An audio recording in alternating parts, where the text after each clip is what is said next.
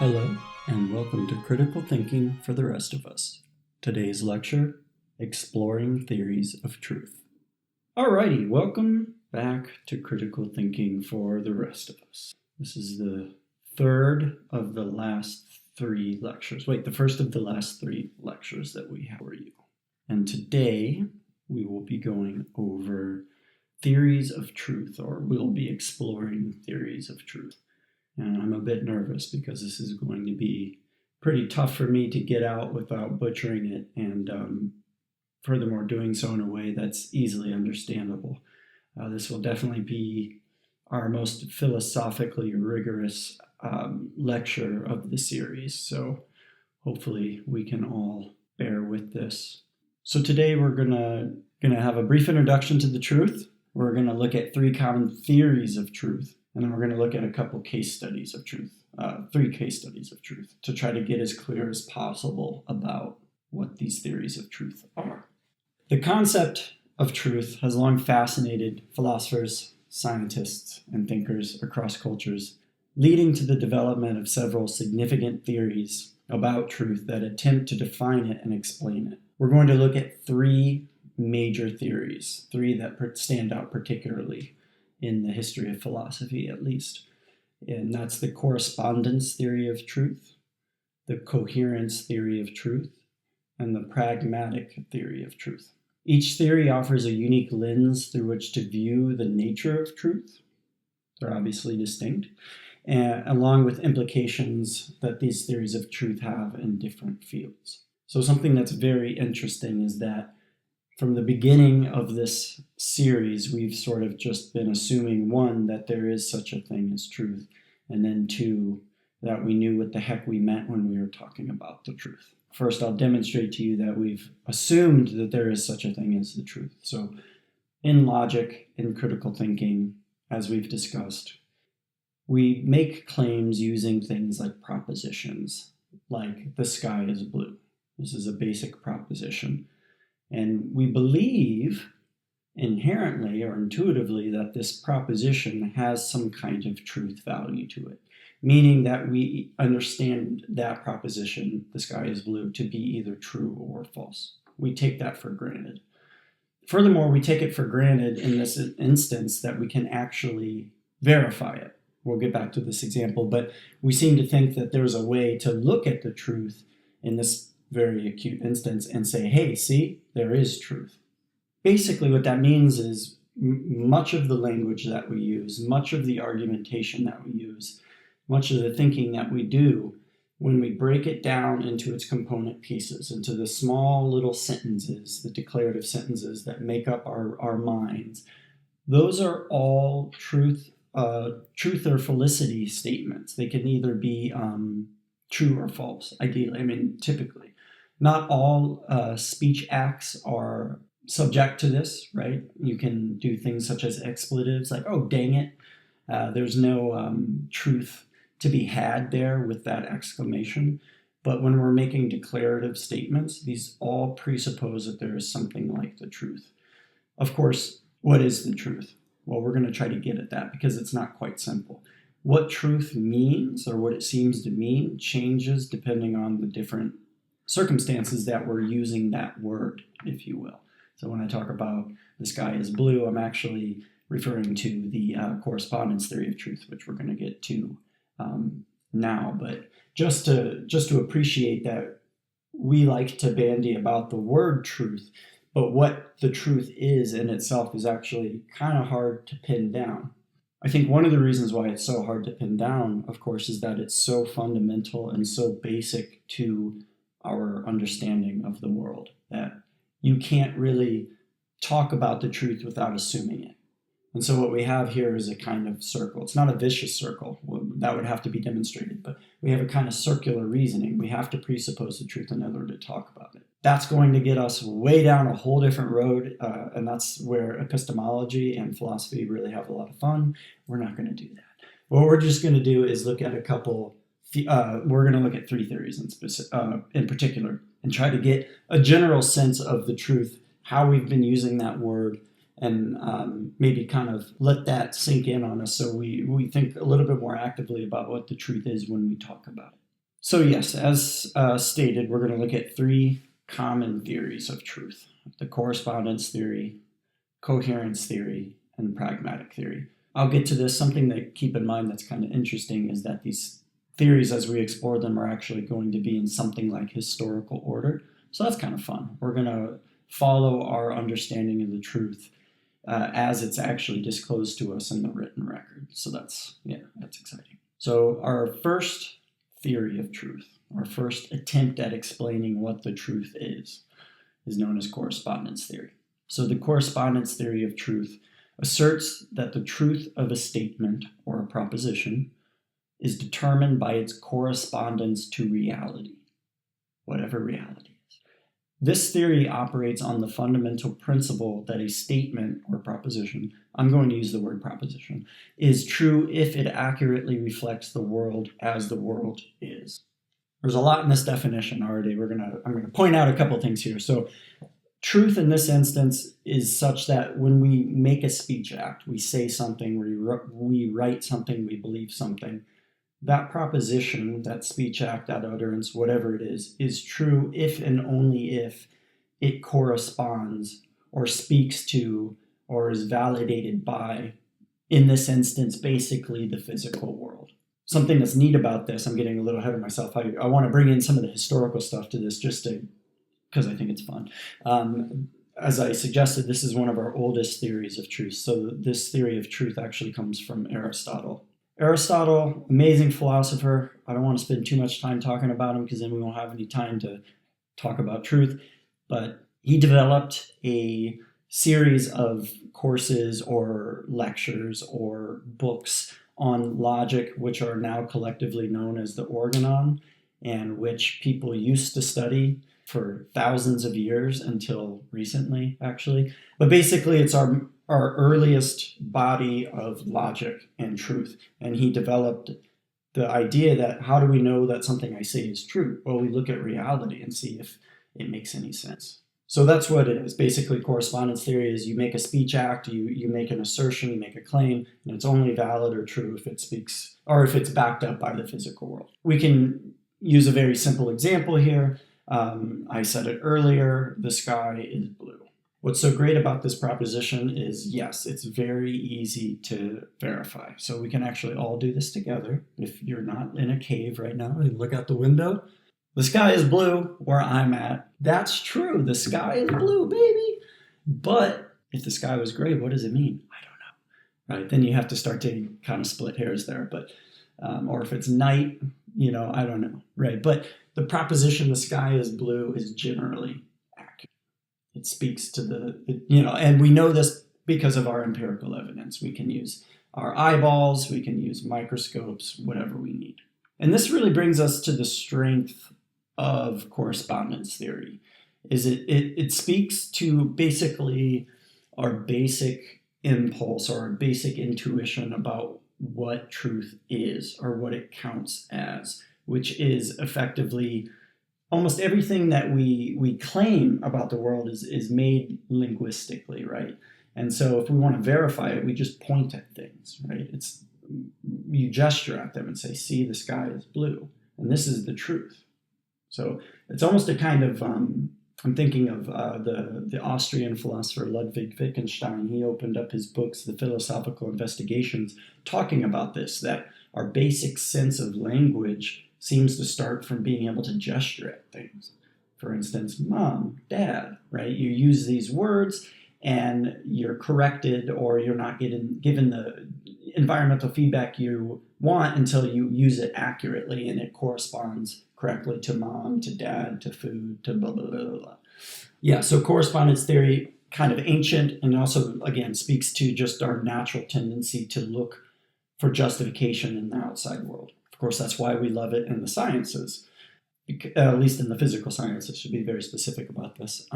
The physical sciences is because the physical sciences are based on the physical world. So if you're talking about physical stuff, anything you say about the physical world better correspond to the physical world. Otherwise, it's a little weird.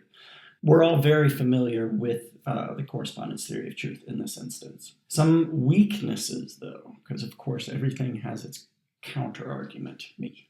Basically, and this kind of speaks to the scientific method here, is that the propositions, our speech acts, our utterances that we make, they have to be continuously demonstrated or verified. This is exactly how a hypothesis works. If I, forward some hypothesis about staph infections, I don't know, and I make assertions about how to manage them or whatnot, the truth of that utterance, of course, it needs to correspond to reality, but I have to continually re-verify it in the act of science. And so, for instance, arguably, you do have to verify over and over again, in some extent, that the sky is in fact blue. That sounds silly, maybe, but is that an eternal truth? I don't know. It might not be. I don't think the sky is blue on Mars. I haven't been there. Sky looks blue in Neptune, but again, I've never been there. And the sky is probably not always going to be blue on Earth, unfortunately, given the route we've decided to take as a species. So, but nevertheless, it's, these things, they have to be continuously demonstrated or verified anew if the truth is forgotten, right? If we forget somehow that the sky is blue, we would have to revalidate or rediscover that truth. Another thing, and this is kind of the lower hanging fruit on the tree, of course, is that, and I'm sorry to say this, but not all propositions can be empirically verified. If you think that I'm wrong about this, you may be falling prey to what is known as scientism or scientist thinking, which is the idea that all truth and everything that there is to know and be understood in the world can be verified by an objective physical world. This has been debunked time and time again. I will debunk this obliquely as the lecture goes on, but yes, typically, well, I don't want to get into that. I did my thesis on this, and so I get really excited about this pocket of things, so I'm just going to stop. But take it from me, if you will, not all truth is empirically verified. And so where it's not verifiable, the correspondence theory literally has nothing to say about the nature of truth in that capacity. So we need another theory of truth. So our next theory of truth is the coherence theory.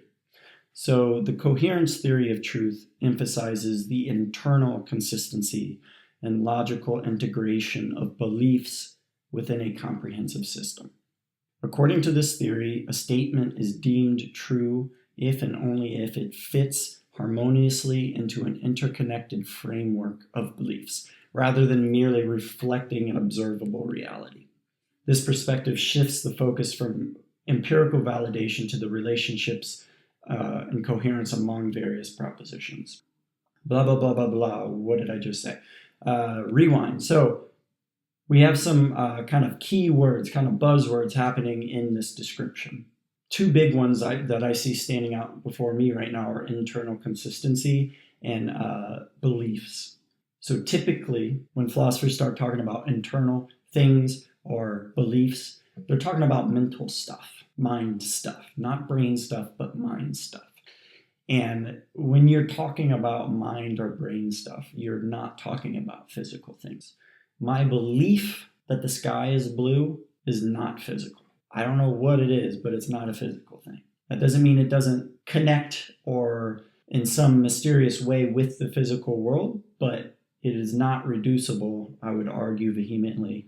Again, they're trying to avoid all these forks in the road here. Is my belief that the sky is blue cannot be reduced to a set of neurons firing in my brain. This has been demonstrated time and again. And so we're talking about non-physical stuff here. Weird, but welcome to the universe, right? So the coherence theory of truth is really trying to capture those propositions that we utter that cannot be empirically verified. Coherence theory of truth actually connects us up with it connects us up with German idealism, which came around the 1800s with German philosophers like Immanuel Kant, Fichte, Hegel, all German idealists being the idea that the truth or the world is mind dependent in some form or fashion. So you can get the sense that they're in the head, they're in the clouds. It's where you actually get the very stereotypical example of the philosopher is when you start thinking about idealism. not to disparage it at all. But that's the part of the history that it's connecting us up with, and that's 1700 later years plus after Aristotle. It's actually about 2,000 years after Aristotle, which is pretty wild. Because again, just historical tidbit, Aristotle was the philosopher for thousands of years. Like literally, we didn't do anything else but in the history of philosophy and a lot of other intellectual areas except for read Aristotle. Pretty much, for instance, a good deal of Catholicism is just Aristotelian. It's just pagan philosophy sprinkled with Jesus, if you will. Here's an example, though, of a truth that is aphysical.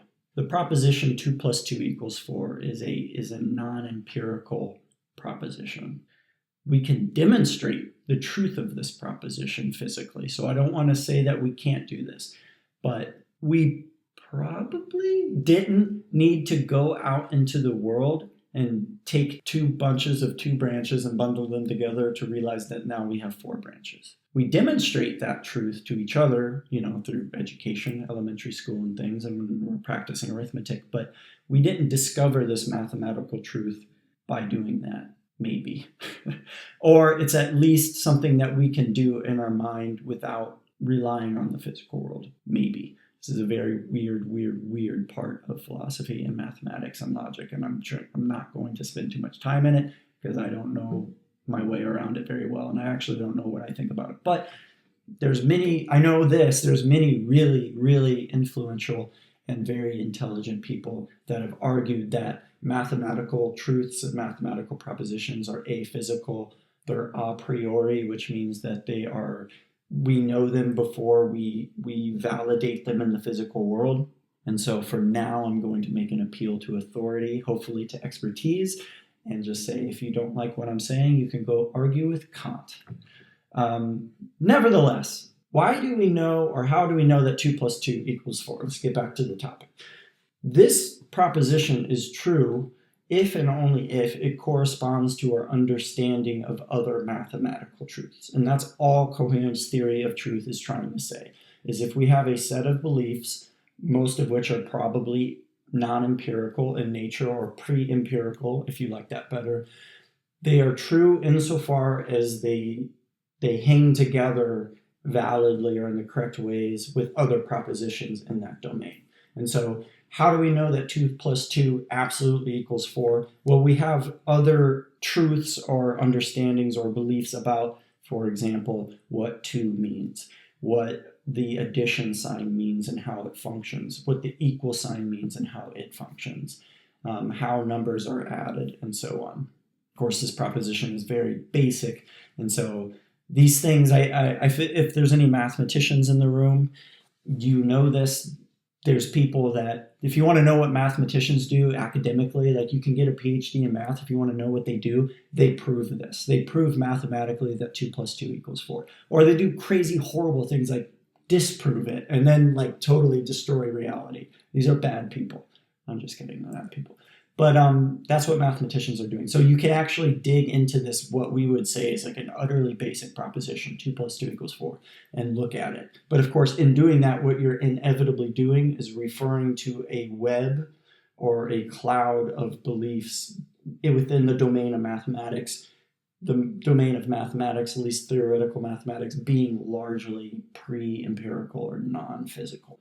Meaning we don't look at the physical world, again, to verify 2 + 2 = 4. Or we'd be talking about the correspondence theory of truth. So things have to be coherent. They have to hang together coherently. Otherwise, we have falsehood lurking somewhere in our minds.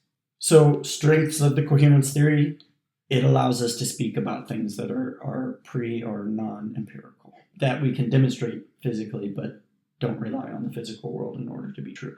This is great, because a lot of the humanities, for instance, rely on axioms, propositions, theories, hypotheses, and things that are largely non-physical in nature, like ethics, for example, which is what Ben and I teach. It includes physical stuff, but the truths of ethics aren't physical.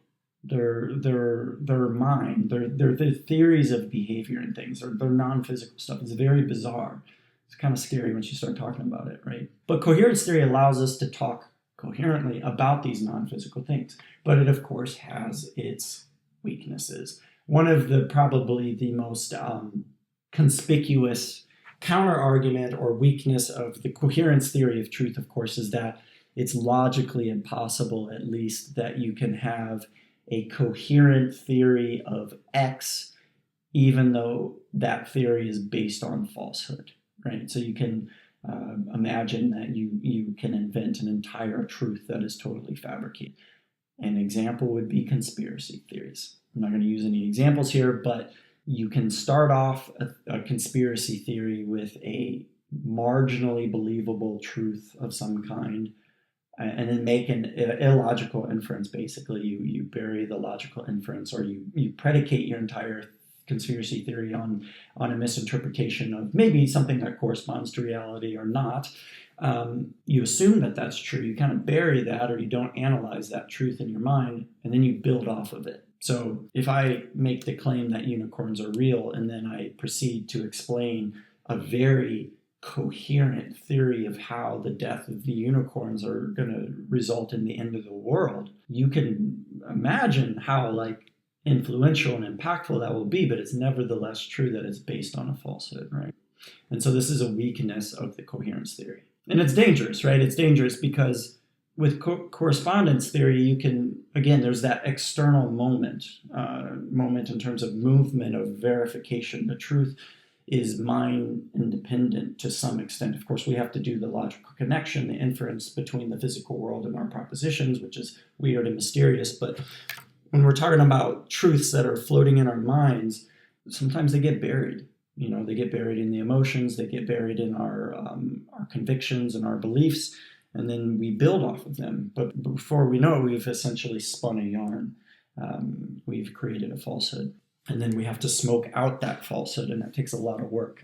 In personal life, that it probably looks like trying to correct beliefs that you were raised with that are no longer serving you. And so you basically have to spend your entire adult life in therapy trying to unlearn the things your parents taught you, for example, or, in the sciences or in nursing or anything. We're constantly given truths, procedures, and things, and then they just change them on us. And they usually have good reason for this, but then we have to readjust our entire concept of those truths. So what to do? I don't know.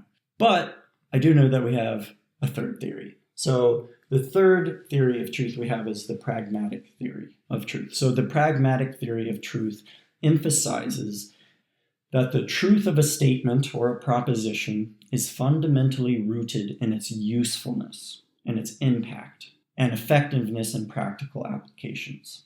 It's rooted in consequence. Thus, the pragmatic theory shifts the evaluation of truth from mere correspondence with the physical world or internal coherence with our beliefs to practical consequences of those beliefs, of those statements in the world.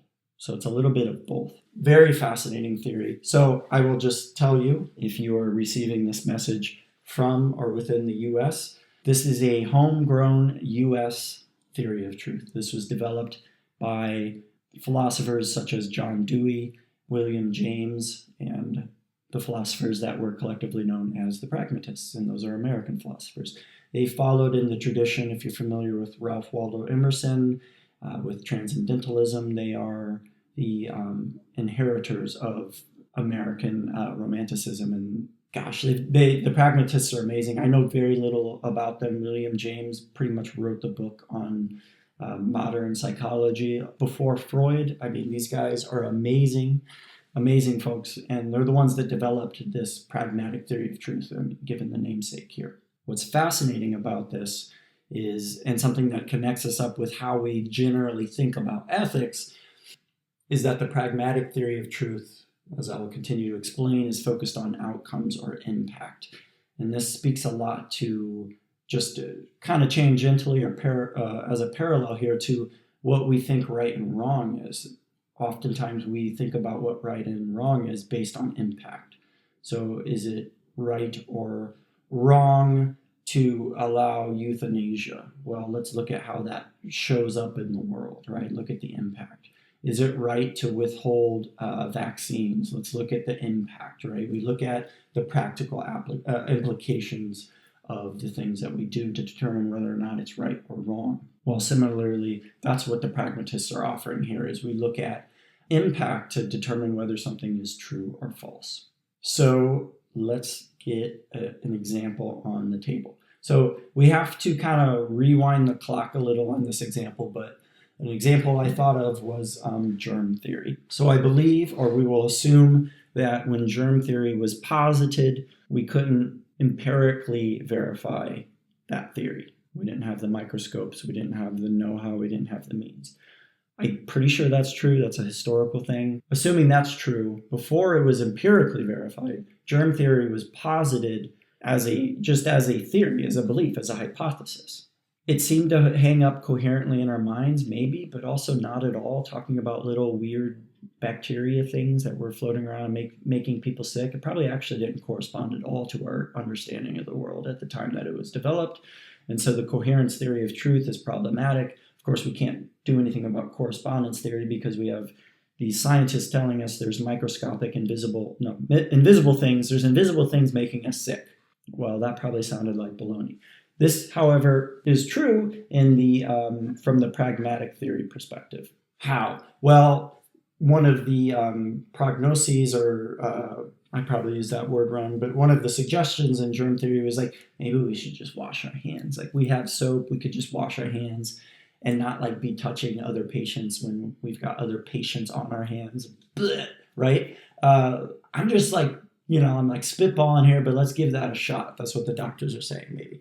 And people are like, cool, whatever. Like, I'll try it because like, I don't care. And they're like, blah, blah, blah. And some people are like, I don't want to do it because I'm busy. I'm a surgeon. I don't have time to wash my hands. Well, you do this long enough and you start to see impact.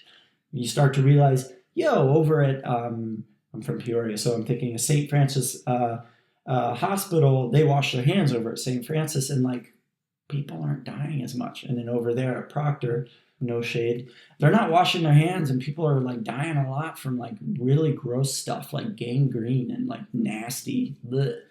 So like, I don't know if the theory is right or wrong in some weird sense that you want it to be right, but it's absolutely right in the fact that, like, look, if you wash your dang hands, people quit dying. So just do it. This is pretty much how we validated germ theory, if you will, is by looking at the impact of that truth. If it works, it's true. Now, of course, we can independently verify that with another theory of truth, which is awesome, by the way. This is great. Like, more truth, the better. And so we can do things like look at bacteria under the microscope, like staph, whatever the rest of that word is, and see that it does make people sick. Side note, I'm into, I don't like sports a lot. This is probably a bit of a cliche, but being the philosopher that I am, I don't like sports a lot, but then for some reason I really like combat sports. So I get a lot of combat sport news, and there's a person who he's an athlete, and he's like dying. He needs a lung transplant. It's like, what happened to him? Well, he has a staph infection. And being the idiot that I am, I'm like, what is a staph infection? Because I've heard the word, but I had to Google it again, and then I realized that staph bacteria is literally all over my face right now, and I'm like, and it enters through cuts and a weakened immune system, and I'm freaking out, like, it's horrible. But so imagine being the scientist that proposed germ theory, and then you put a microscope to somebody's face, and then you just panic, like there's no way to, like, what do you do, right? Wow, that has to be intense. But yeah, we're covered in staph infection with staph bacteria, or Staphylococcus mama, or whatever it's called. Anyways, moving on to pragmatic theory. What's the strength of it? Well, obviously, it's actionable. It's dynamic. We come up with a hypothesis. We come up with the truth. We don't have yet the means to verify it. We can't really rely on preconceived beliefs, or we can a little bit, but they're weak, and we can't independently verify them with the physical world because we don't even know that we can do this at this point, given our limited tools and our ability to observe the physical world. So what do we do, right? And well, the pragmatic theory is like, well, you put it into action, and you put it into play, and you see what happens. You look at the outcomes, you look at the impact, and then you measure or you validate that hypothesis based on impact. That's great. It's great because it is so actionable, it is so dynamic. We can put it into practice today, and essentially, in a sort of, effectively, you're just doing experimentation, really. It ends up being kind of physical, but hopefully you can see how the truth connection there is segregated from the action in the physical world.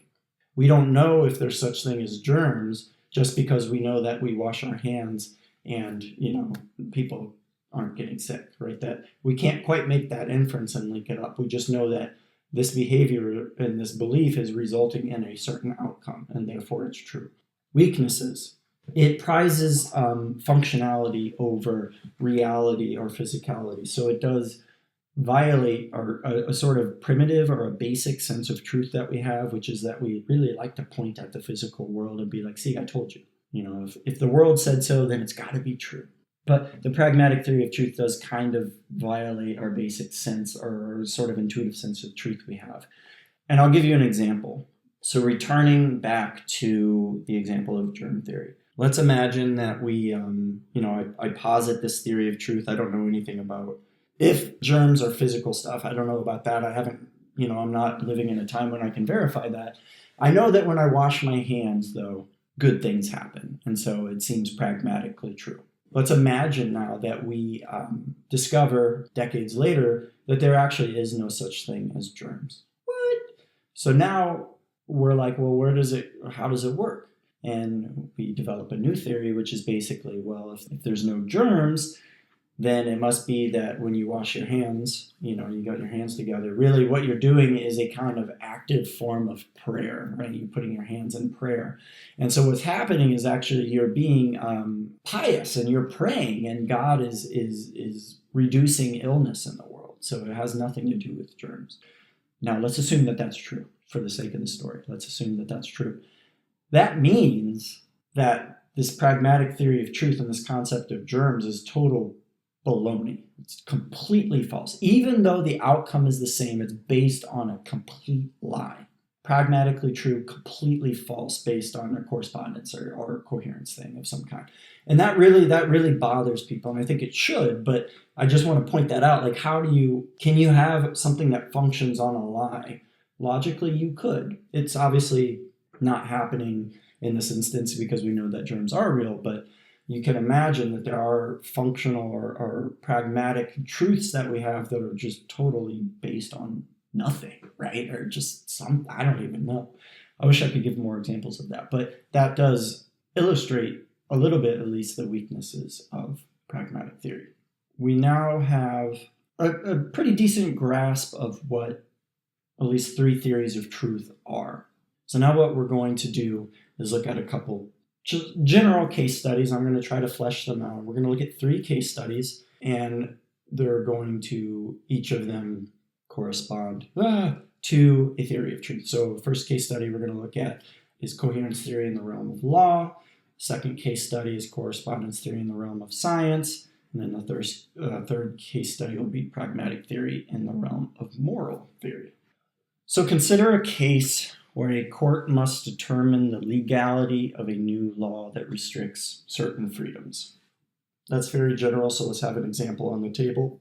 Let's look at, I don't know if anyone's from Massachusetts, but they have the hands-free law, or as I like to think of it as the no-touchy law, which means that you cannot touch your phone. So let's say that the court is considering this law and the legality of it, even though it might restrict certain freedoms. The court is going to have to assess effectively if this new law is coherent with pre-existing legal principles, constitutional rights, and previous rulings. Now we're already on the realm of coherence here.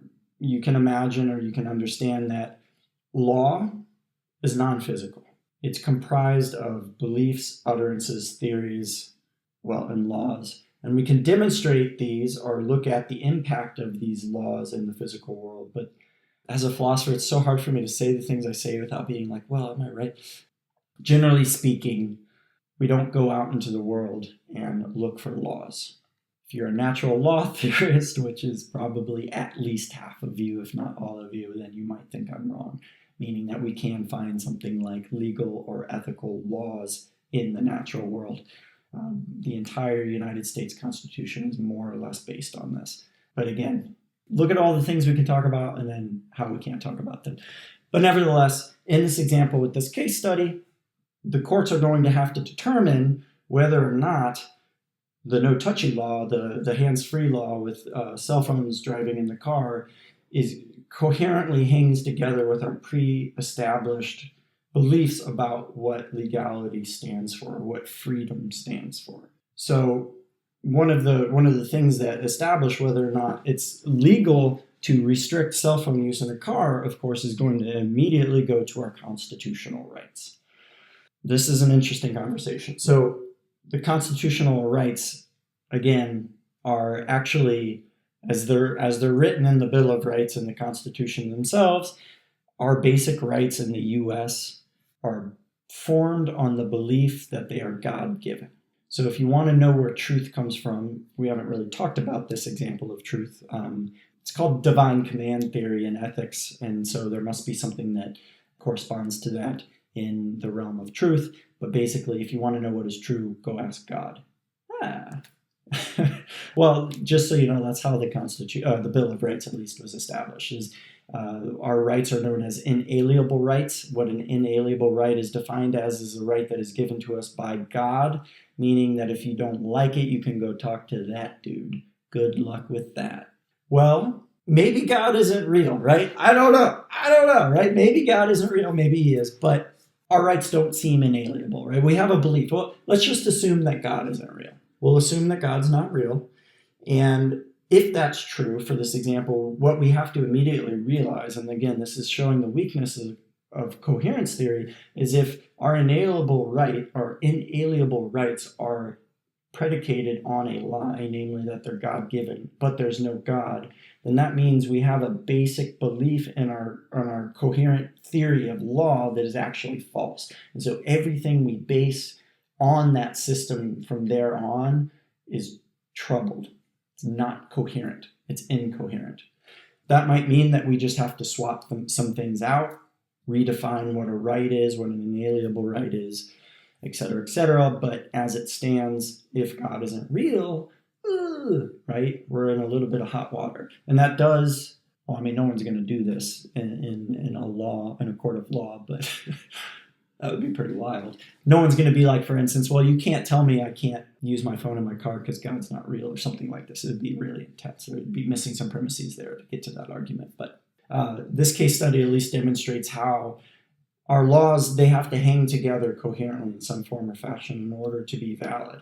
So just returning to the superficial here, are we tramping on our rights of free speech, for instance, if we're not able to use our phones in our car? I don't know. That's for the courts to decide. And the way that they're going to do it is looking at the beliefs that we already have. The next case study is a case study of correspondence theory. So consider the theory of climate change. The idea, of course, that the world, generally speaking, is increasing in temperature to the point that is resulting in what will likely be catastrophic implications for at least the human race. Not for cockroaches, they do not care, but for us. Scientists assert that increased carbon dioxide emissions correspond to rising global temperatures. This claim is subjected to rigorous empirical testing, wherein data from various sources, including atmospheric measurements and historical climate records, are analyzed. When we're analyzing it, how do we determine that these tests are true and that they're speaking about reality? Well, we look at the evidence. If the evidence consistently supports the hypothesis, the statement, climate change is real, is true. It's valid. So obviously the interesting thing about this example is climate change is a massive proposition. And it's filled with tons of small ones, all of which have to be independently verified. So we're like sort of at the tail end of a very long scientific argument, all of which is validated by empirical evidence. Nevertheless, if you don't have any issues with the inferences of saying, for instance, there's a hole over San Francisco or something, and that's resulting in changes in tides, which is increasing temperature, blah, blah, blah, blah. If you don't have an issue with the inferences that get to the point from that empirical observation to climate change as defined is real, well, then, we have to admit that, well, climate climate change is real. It's based on the reality, it's based on the physical world. So if you don't like it, boo-hoo, right? Or show us why it's not true. Good. So pointing out some issues here. This example is pretty straightforward again because it does speak to our just intuitive sense of what right and wrong is, what truth and felicity is. But if we look at the subjective aspect of climate change, whatever that means, something that we notice, and I don't know if this is really a challenge for correspondence theory. I don't think this is really a direct challenge to correspondence theory. I think it's a little oblique. I think the problem or the proof of burden is elsewhere. But one way we deny global warming or climate change is by saying things like, I've never independently verified. Meaning there's something about my lived experience, my subjective experience. Let's say I live in Minnesota or in Canada, and it's really cold, and I can absolutely say with absolute certainty and validity, when I go out inside and I look at the world, it is not getting warmer, it's getting colder. This challenges, again, this is absolutely not valid, but it challenges all the empirical evidence that scientists do to verify or to demonstrate the truth of climate change because, well, we think that our experience, or our microcosmic experience of the world, can explain the world. This is based on a fallacy. It is, in this instance, it could be the cherry picking fallacy, what's it called? It's based on anecdotal evidence. That's what I want to say. And we're making the incorrect inference that my lived experience is sufficient to explain the entire world. I mean, it's incredibly insane. So this isn't actually really a challenge for correspondence theory in this specific example, but nevertheless, we can at least appreciate that there are subjective experiences or a subjective area of the mind that puts pressure on climate change, usually to our own detriment. The theory doesn't care. It's still true, right? But the truth and its impact is going to be negative for us if you're like, yeah, climate change is fake. Nevertheless, to summarize again, we see how climate change and all the truths that are used and the inferences that are made to verify that theory are predicated on empirical evidence. Then finally here we have a third case study, which is going to demonstrate our pragmatic theory of truth. So consider the debate around euthanasia. Euthanasia is when you aid people or allow people to choose their deaths. What's kind of cool about this word, I actually like this word a lot, is euthanasia means, it's Greek. EU, whenever you see this word, it means good. And it pretty much means a good death, which I think is very beautiful. I think it's a very accurate and beautiful name for that term. Consider the debate around a good death. Advocates argue that permitting euthanasia can lead to more compassionate outcomes for terminally ill patients and families, thereby promoting a more humane society. But the truth of this ethical claim is assessed based on its practical implications, based on its impact. Do the benefits, relief from suffering, outweigh potential harms, possible abuse of the practice, confliction with religious beliefs, and so on? Here, the language used in discussions about euthanasia, such as mercy killing versus assisted suicide, or what I literally interpreted as a good death, can significantly influence opinions and biases, which just showcases how language and the way we talk about things, it all hangs together. It's very important. So again, yes, to reiterate, while we can demonstrate the goodness or the impact of euthanasia by practicing it, by doing it, the truth of it, whether or not it's good, whether or not we ought to do it, this is an ethical claim. There's no fact of the matter in the physical world that is going to tell us it is true or false, that is ethical to permit euthanasia, let alone in this specific case, right? This is a theory. This falls within the domain of humanities. This falls within the domain of philosophy. This is non-physical stuff, but that doesn't mean it's not real, that it's valid, that it's important. How do we verify it though? How do we know that it's true? Well, we look at the impact. If I claim, I give forth the proposition euthanasia is good, this is an ethical proposition or an ethically loaded proposition, how am I going to demonstrate that to you?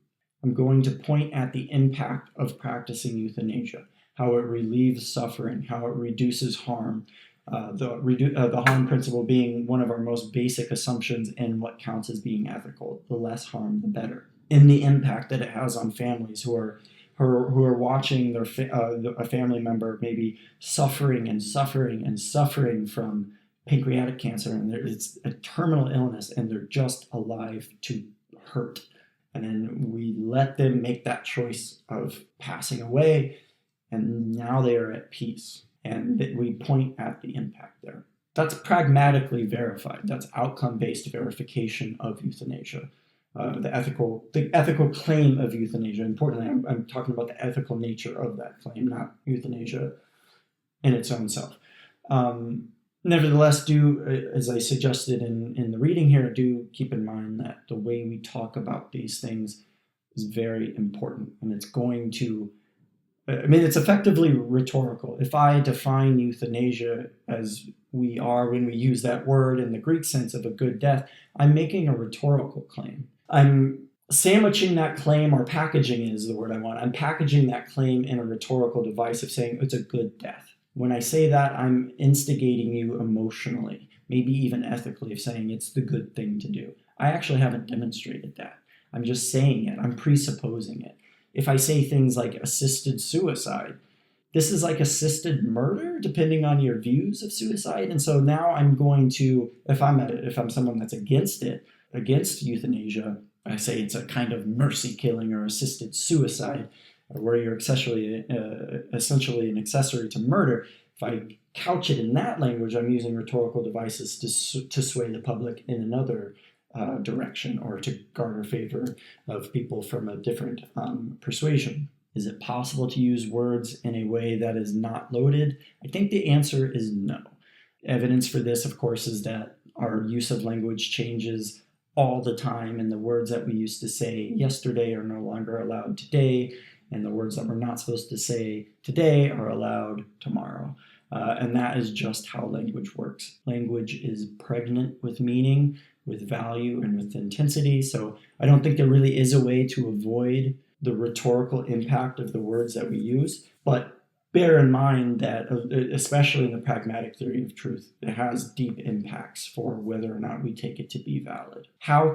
For instance, how can you argue that assisted murder, assisted suicide is good? How can you argue that, given how I've just defined it, right? You can't. It's sort of, by definition, bad. It's tricky. Language is tricky. So that does it for an introductory crash course. So we talked about correspondence theory, coherence theory, and pragmatic theory. We've also gestured loosely at another theory that we didn't get to, of course, which is something like divine command theory, basically, where truth is God-given. We didn't look at it, but again, just do be aware that is a theory of truth. It's not a very good one, but time for some reflection questions. So, first question, of the three theories of truth we discussed, which do you think is the most viable? Second question, what role do you think language plays in shaping our concepts of truth? Finally, how might you practically apply what you've learned today to your own work life? So, next time, we are going to be looking specifically at critical thinking and how it impacts science, which is going to be a lot of fun. After that, we're going to look at how critical thinking impacts our day-to-day life, and then we'll be finished with the series. Thank you so much.